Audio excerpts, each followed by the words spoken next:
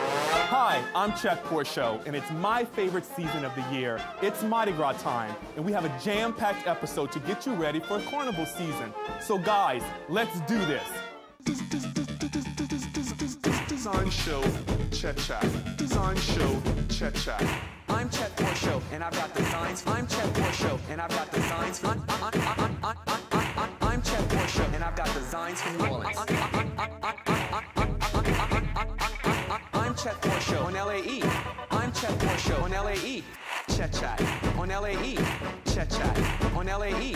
I'm Chet Chat, and I've got designs for New Orleans. Guys, you know, Mardi Gras in New Orleans is a celebration deeply rooted in tradition and culture, including beautiful art. Here to share with us the 2014 Zulu Poster is my good friend, Terrance Osborne. Thank you so much for being here. Chet, yeah. Well, should I say welcome back to the Chet Chat Show? Yes, I'm happy to be here again. Yeah. Yes, well, and congratulations, the Zulu Poster 2014. Yeah. Tell us, how did that come about? Well, Zulu approached me about doing a poster, and the first poster was such a success that... The first poster. So you've done another Zulu Poster. Yes, I did last year's Zulu Poster. That one did so well that we signed for the next 2 years. Wow. So I have now, I'll be doing one next year also. Wow. Well, so tell me, you know, as an artist, when a club like Zulu approaches you, how do you come up with the concept to create, let's say, this beautiful Zulu Poster? Well, I do a bunch of sketches, and luckily with Zulu is, they're really good about allowing me to do whatever I want to do. Right. And they say, well, this is kind of what we want, but sketch and let's see what you get. Okay. So I give them a bunch of sketches, and they pick from that. Okay. They pick from all those one that they really like. Do you kind of like draw them to the one that you really like? Or Yeah. You do? Yeah, a little bit of a power influence. But also some other exciting news, you're also doing the Jazz Fest poster for this year as well. Yes, I've done the Jazz Fest for this year, and that one's doing well too. Yeah, already. I bet. So I mean and I worked on both of them at the same time, which I never do. Usually I'm working on one, and then I finish and work on the next. But it was fun working on both, and intense working on both of them at the same time. So when you work on two important pieces like that at one time, do you cross-reference each of them, or try to put a little bit of maybe your own personal style and taste into each poster? Yeah, I mean, I think it crosses over whether I intend on or not. You know, some elements are, you know, just gonna branch over. Well, my color naturally. If I'm on a certain color, then you'll see that color evident in the other piece also. Right, and you love color, which I love too, and I think that's a way a lot of people can recognize your work is by the color. Yeah. Why is color so important to you? Well, color, you know, usually when you look at color, you have an emotional reaction to color. Sure. So I think in a sense, it's my job or our job as artists to play with people's emotions, you know, in the best way, of course. Right. And so when somebody responds to a painting and they like the color, it's because it resonates with their spirit or their subconscious somehow. So, you know, it's in a way where, or almost like, I guess psychologists or something, you know, when we mix. Yeah, color plays a huge important role in a lot of things. You know, I do interior design work, and color plays a huge important role in that as well. Yeah. You know, I know my favorite color is actually yellow. Since you deal with a lot of color, what's your favorite color? It's always been orange. But lately it's been green. Green. Yeah, but I've been using a lot of purple. So it's strange. I don't know. But is it because of Mardi Gras, the purple and green? Yeah, maybe. I don't know. But I think that part of it has to do with, like, you know how you have a favorite cartoon character? Right. Or, you know, these are fictional characters, but you like them because they have to do with your character. You know, they're really just you. They don't exist. Right. You know, a super you. So I think it works the same way with color. If you like a certain color, then that color is kind of you in color form. Right. You know? Yeah, I agree with that. You know, the Chet Chat Show really focuses a lot on nonprofits. We try to feature a nonprofit every month on this show. And I know you and your wife, Stephanie, work with a lot of nonprofits in the city. Yeah. And I commend you guys for doing that. Why is that so important to you guys, not only as a couple, but I notice you also get your kids involved. Why is that so important to you as a family to get so involved in nonprofits? Sure. Well, I know when I look at these organizations that cater to kids, I know when I was in school, I was in certain programs, and I didn't realize where the money came from. I didn't think money. I just knew that, you know, I'm in public schools. You know, my family didn't have a lot of money. I got thrown in a program like Talented in Visual Arts, where a teacher would come, a practicing working artist would come and pull me out of class and work with me. Well, that had to be funded. At the time, I kind of took it for granted. But so now it's important to donate to those same types of organizations or give funding to these, so that we can create more Terrance Osbornes or Chets or you know, any people who are successful in the city. We're a product of those programs. So and lately I've been, you know, I'm 39 now, so I've really been family has become very important to me. So when I look at children, I see my children and I see myself. So it kind of like it's all coming back around. So I like to give to organizations where my heart is in it. You know? I love that. I love that. So we have to wrap up, and of course, you know, I could sit here and talk to you forever because you're an inspiration to me. You know, I see the things that you and your wife do around town, and it's just a good feel. It makes me want to do more in the community. So coming from me personally, I appreciate that. Oh, wow. Thank you. Thanks, Chet. And so if people wanted to get in touch with you and want to buy a Zulu Poster and want to see more of your work, how would they go about doing that? Sure. They would go to terranceosborne.com. The Zulu Poster is $350, and it's signed. It's a beautiful poster, and it's a nice silk screen. But also, I'm planning on opening a gallery soon, uptown. Which is exciting, because you said you would never open a gallery. I always said that. I would never open a gallery. You know, is the same thing. I believe in family. I want to be home. You know, but I think it's overdue. I've spent a lot of time finding ways to not open a gallery and still do what I want to do. But I think it's time. About that time. And I'm sure it's going to be a huge success, like you already are. So I congratulations on that. Thank you. So once again, thank you so much for coming back. You're welcome back here on the Chet Chat Show anytime. I really appreciate you and the work you do, and you and your wife Stephanie keep up the good work in the community. Thank you, I appreciate it. Thank you. You're welcome. Guys, stay right there. We'll be right back with an exciting interview from the Mardi Gras Indians.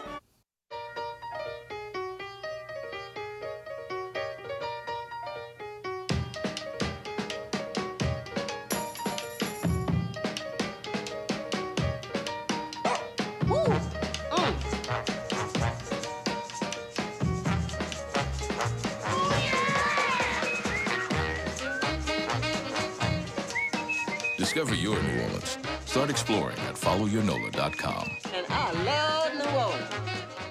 So the Mardi Gras Indian Show is an iconic symbol of Carnival in New Orleans. Here with me today is Herb Gibson, who is the CEO of the Mardi Gras Indian Show. Thank you for being here, sir. Thank you for having us. So tell us about the Mardi Gras Indian Show. What exactly do you guys do?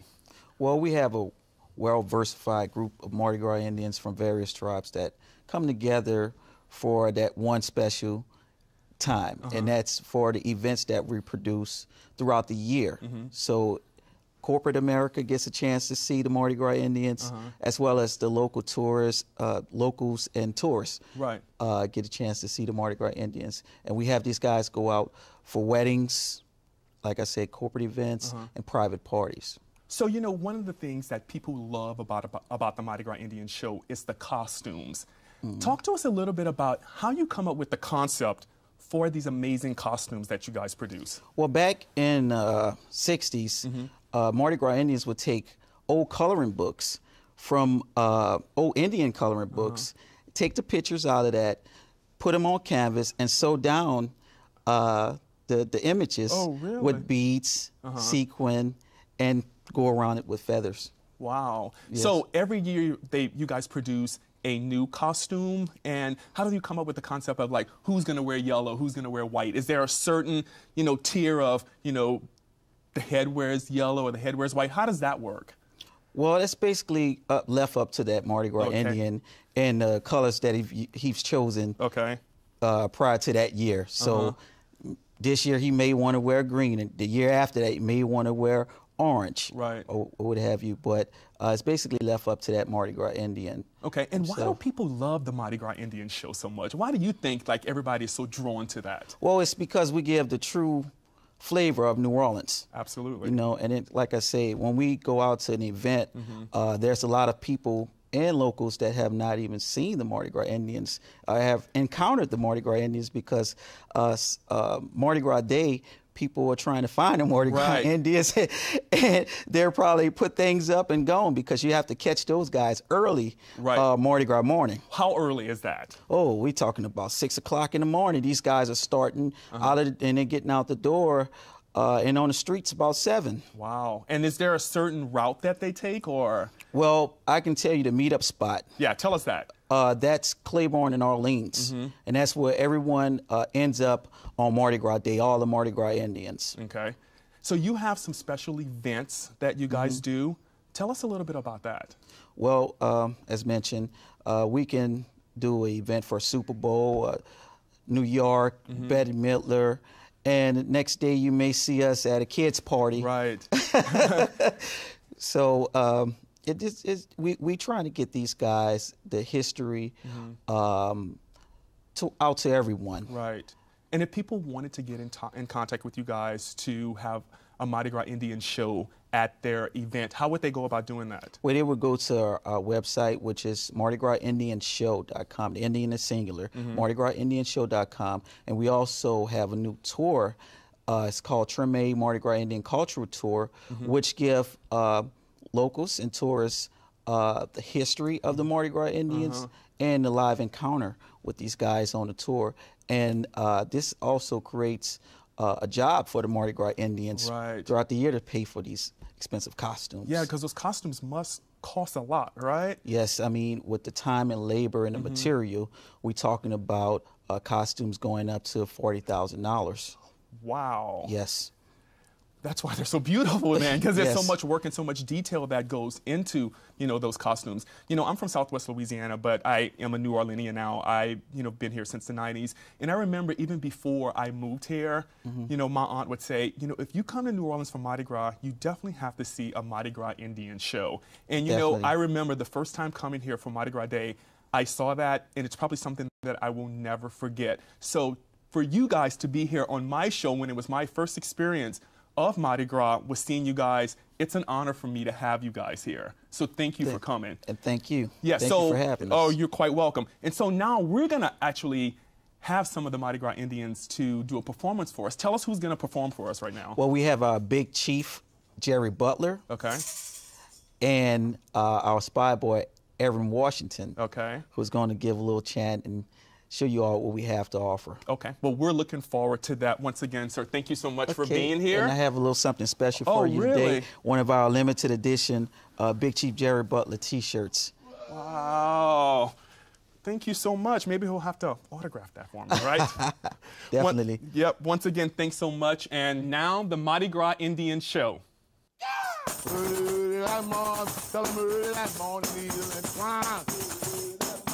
It's 5 when the Holly gang on time. Just told them, boy, way uptown. Come Mardi Gras morning, I won't turn around. This tree made me holler, mother people on bread. If Millie Mary shot it, did not do.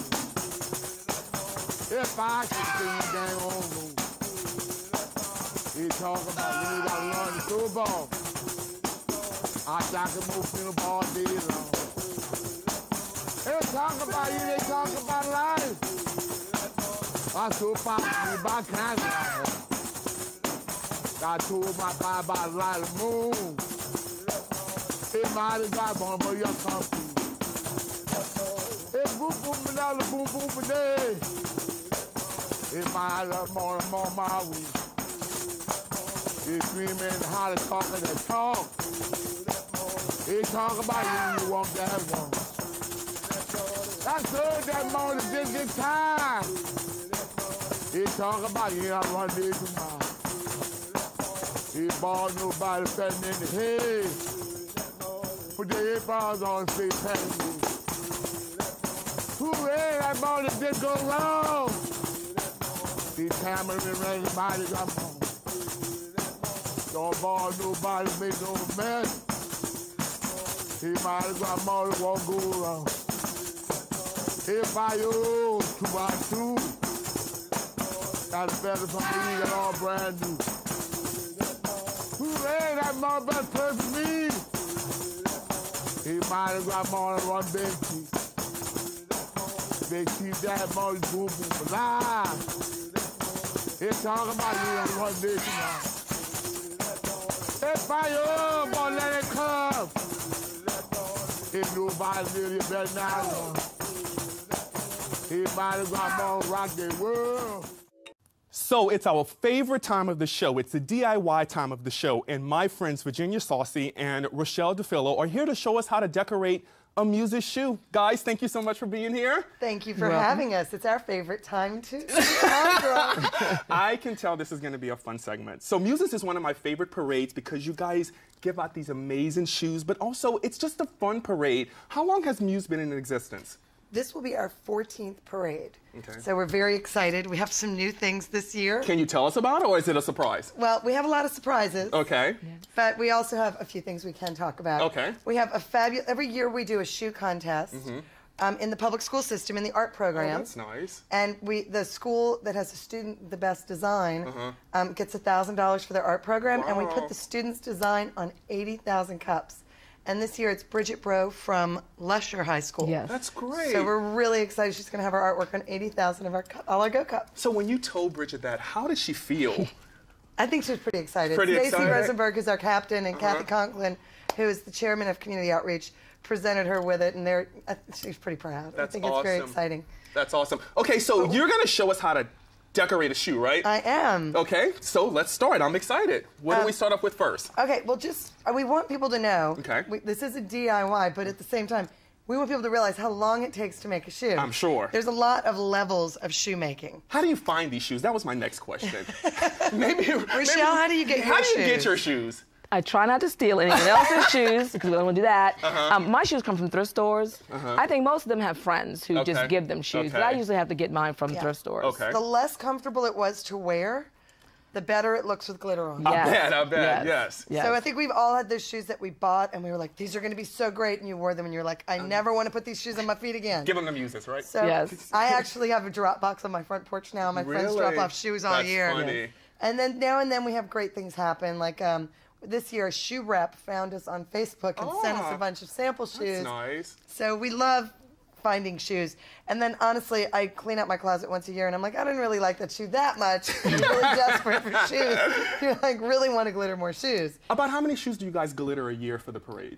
Well, each member is only allowed 30 on the float. Oh, so that's why this is so important to catch that shoe. That's exactly right. And no two ladies glitter exactly the same. And even if you glitter two shoes at the same time, they're not going to look exactly the same, right? Because so please do not ask for a pair. That's not going to happen. Do not give pairs. That's smart. That's exactly right. So let's start. It's really, now they're calling it folk art. That's true. So the first thing I do is I glitter the bottoms because I really don't want to touch the bottom of a dirty shoe. Okay. And that helps a lot. So we want to show you how to do it. Okay. What we really do. Wait, and also remember, you always have to hold the heel. So don't glitter it. Only glitter the bottom and don't glitter the heel. Syndrome because we've been holding heels now for 2 months glittering shoes. This is a lot to learn to glitter a shoe. I'm telling you. That's right. I make a mixture. Everybody does it a little differently. I do a mixture of Eileen's tacky glue and Elmer's glue. Okay. And I buy it by the gallon. Like you buy the glitter, right? Yeah, I buy the glitter by the pound. By the pound. And you know, something you guys were just telling me before we went on the air is that there's different levels of glitter, right? You want to tell us about that? Okay, so the very high-end glitter it's like buying high-end street drugs. And so you have to pay a premium price for that. Okay. It is not from Walmart. Okay. It's not from Target. There's nothing wrong with Walmart. No. We have some chunky there. Okay. You Yes, got different kinds. but we like the high-end because it does have a better shimmer, better shine, and it goes on so much better. So so we buy that by the pound. Sometimes we all team up together and go to Meadowbrook Industries that invented glitter. Right. They were like a sheet metal company that had excess metal after a war. And so they turned it into glitter. That's awesome. And they, so we'll buy it in huge quantity together. So what you're going to do is, and then there's different kinds. I like a little holographic glitter, a little sparkle to it. Okay. That silver holographic's really pretty. That's very pretty. This bright green is really pretty. We like the superfine glitter because it makes the shoe look prettier. Okay. And then there's, so what you're going to do is I want you to try it. Okay, hold it by the heel. Yes. You're going to just spoon I it learned fast. Yes. everywhere I brushed glue. Okay. You're going to spoon it on and then shake it off. Shake it. Okay, let me see So if I just can do spoon that. and shake. Spoon and shake. Okay. And, That sounds like a song, spoon and shake. There's a great tip for people that catch shoes and they want to display them. If you get some cheap hairspray. Okay. When you try to coat the shoes with lacquers, it dulls the glitter. Okay. But hairspray doesn't. So we just take cheap hairspray and we spray them, and it makes the glitter stay on the shoe. Without dulling the shine. Without dulling the shine of the glitter. Well, I think that's funny that you say Okay, we you're missing need to. a spot. Oh, You missed a spot. she's on me. It's funny you said that. You use cheap hairspray, but you don't want to use cheap glitter. Or, No way. And these shoes are probably not cheap shoes, even if they're just like one of a kind, right? Yeah, I mean, we've glittered. Sometimes people will donate, like, you get the shoe and you're like, oh my God, I just glittered a Manolo Blahnik. Did you try it on? No, I will admit, now and then you're tempted. You're tempted to do it. Okay, You're Rachelle, tempted. tell us about this community parade that you guys put on. Okay, so each year we visit people who would love to come see us but can't. So for instance, there's a nursing home, St. Margaret's, that we visit each and every year. And believe it or not, some of the elderly people remember us from year to year. And it's our way of bringing the parade to them. Okay. And those people from years ago remember going to parades themselves. They just can't anymore. Right. So we play a little Mardi Gras music for them. We do a second line. If they're in wheelchairs, we bring them around. For those who are not as ambulatory, we just visit with them and spend time with them. All in just costumes. All in costumes, of course.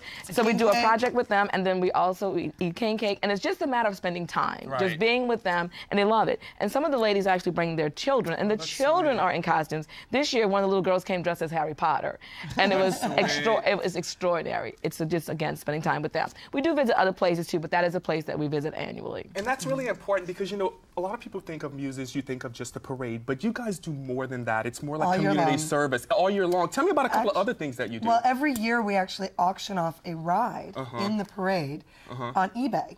Why didn't I To get raise money that? for, and I have to be a woman over the I'm age of 18 sorry. to ride. Okay, but you got guys' heads on floats, though, right? Well, yeah. Now and then we do make fun. I made fun of his cousin Corey Hebert one year. Dr. Know-It-All. Made Corey's life. Yeah, you did. Made him so proud. Yes. But what we did this year, we pick a charity every year. Okay. So this year our charity is the No AIDS Task Force Clothing Closet Program. Who I work a lot with, the No AIDS Task Force. It's a great nonprofit. And we auctioned the ride off on eBay. Nice. And it's a $770 value.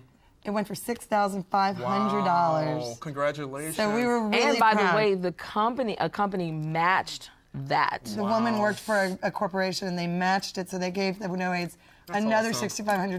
That's great. So we were really proud to be a part of that $13,000 contribution. That's awesome. And it's just so much fun, and then this person gets to ride in the parade. Right. Is she on your float this year?